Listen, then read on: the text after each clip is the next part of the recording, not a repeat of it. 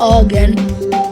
And today I'm going to be doing something a bit different than usual. I'm going to be doing a Geometry Dash tutorial. If you're already a Geometry Dash veteran or know how to play the game, then skip this tutorial. So this is a tutorial for people that haven't played the game that much and really need something to base off of. I'm going to show you. So first you have to know how to actually use it. On computers, we're going to be using the mouse and the space bar. And for mobile, you're just going to tap the screen. So icons say you can change your icons. Of course, you're going to have less icons because I'm more skilled. But for now, let's just say that I'm a beginner like you. So let me just switch all my icons to beginner icons. Oh boy. Now that I am officially a quote-unquote beginner, play Serial Madness. You have to do, for mobile, just tap the screen. Hold to keep jumping. For PC, tap the mouse. Or spacebar or up arrow, whatever. And yeah, pretty much you already know the basics. Now, if you touch a spike, then you die. And every time you die, you begin at the beginning of the level. Now, if you crash into a wall, you also die. So there are many different ways to die. Ways to die. Back on track. And you might notice that yellow thingy. What does it do? It bounces you up. And there's multiple of them. Oh look, another bounce pad. Wait, it killed me. You actually have to jump over those pads because even though it's a new feature, it can kill you as much as it can help you. So you have to be aware. Poltergeist. Oh look, another yellow thing. What is it? Definitely not a jump pad.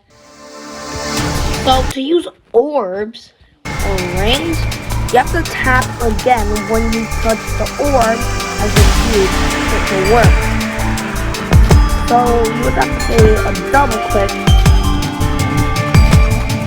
for the orb to work. Now in Dry Up, there's something special. Now let's just get to the drop part. Let me just put the music down.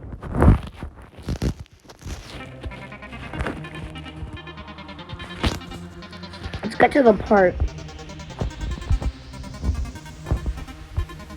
So you're probably just chilling, playing the level, a bit harder gameplay than the other levels. I am stupid.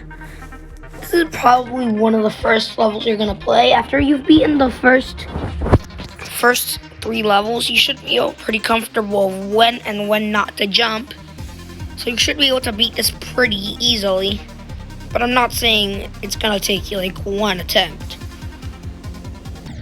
Oh, and I died again. Well, you know what? I just need to show you.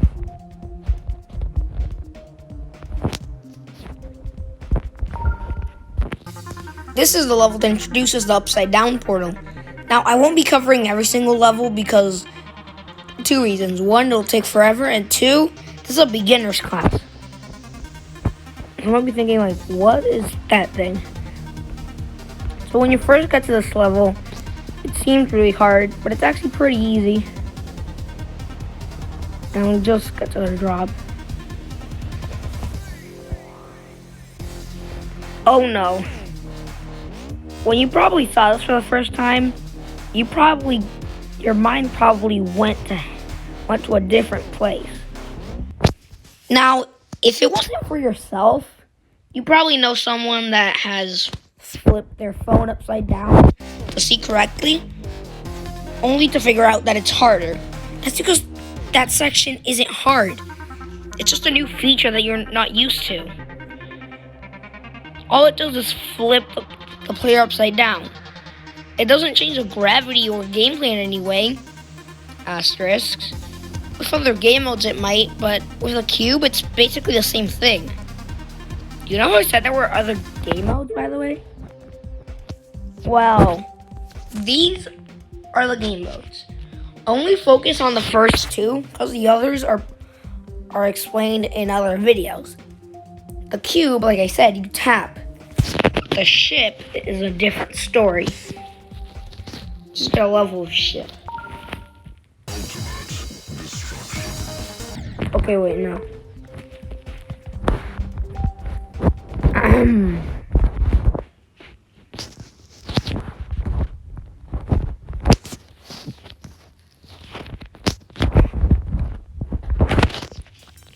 This is the ship. Now you tap to go up, but it's only a little bit. So you hold to go up and release to go down. After a while, it might get comfortable.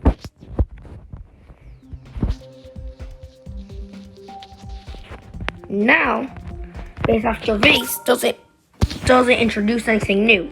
It just takes everything you've learned and puts it to one big challenge to test your skills. Can't Let Go and Jumper are basically the same thing, just the Jumper has something special. It has these towers, and it's probably my favorite 1.0 level. Because it's diverse, the gameplay is fun, and it introduces a new gameplay feature. While not introducing any new game modes or objects or gimmicks, there's in the ship part, you're normal. Did you know that the ship could go upside down? The gravity's stronger, which means you go up slower and down faster. Let me just get this coin. Okay, now don't die. I know this is supposed to be a tutorial, but I've never gotten that coin before. So if I die now, I'm gonna cry. Go, go, go. No! Time Machine's basically the same thing, except this was 1.1, which was 1 month after the game released. Now there's a lot of triple spikes, so get comfortable with that. Though they're squished in, so it doesn't really matter. But soon you'll face some real stuff.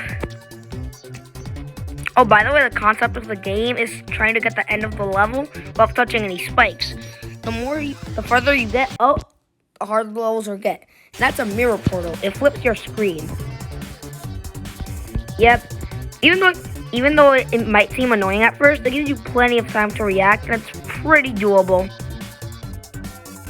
Even if you're a noob. Let me just change my icons, because it's realistic that you've already beaten some levels. So you probably already own this really cool cube.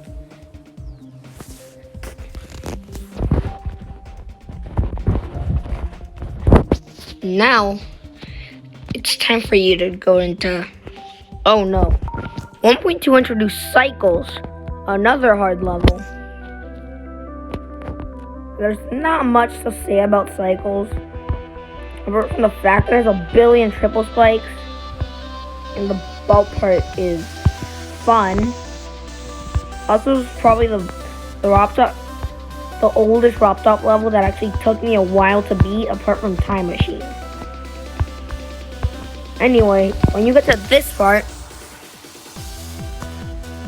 what's this? You have to tap to change gravity, and once you get the hang of it, then they throw in portals and pads. Just to let you know that it's a bit more floaty in this game mode. Oh, and if you're not comfortable with the gravity changes, well, that's too bad, because now you have to do it in the ship. Oh, here's a bit of something we call straight fly, where you can't rely on either the top or the bottom of the ship corridor. So there's spikes in either way. Except the first insane level being the hardest completion you've gotten so far. Meaning that if you beat this, you're probably going to be better than you were before because it's completely new difficulty. And let me demonstrate the super hard coin. Oh, and I didn't get it. Well, at that point, you'd be an X-Step.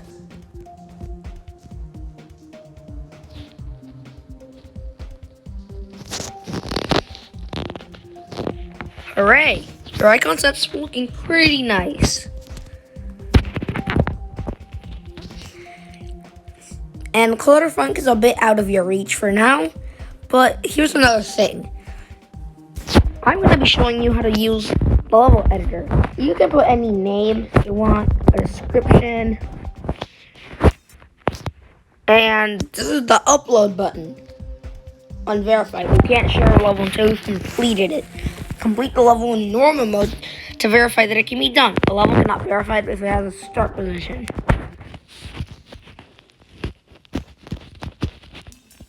You can change the song if you want to. Custom songs I'll cover in a different video. But you can choose one of the many songs. You might not recognize this because I haven't covered it yet. But let's just use Dry Out. You can change the background color. So I'll just change it to like an orange. You also have to change the ground color so it doesn't look stupid. Ground 2 only works if you change a different ground, which I will do.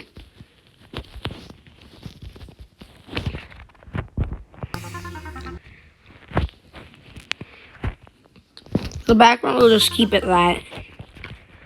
And you can just build some gameplay. Don't mind any of the other stuff, because I'll explain that later.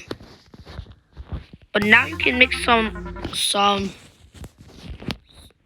portals, spikes, blocks, and overall just everything you've learned to make gameplay. Now, you might be thinking, this level isn't looking really finished. And that's because it's not. I'm just experimenting. Your first level could be just experimenting with the features. And overall, you should really try to make the best level possible. Or at least the best level possible for your level of skill of building. Or your skill of our actual building levels.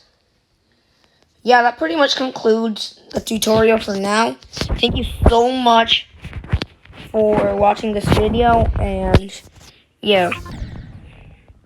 Watch my other tutorials in my channel, BlueCube17. Subscribe for more, and yeah. BlueCube out.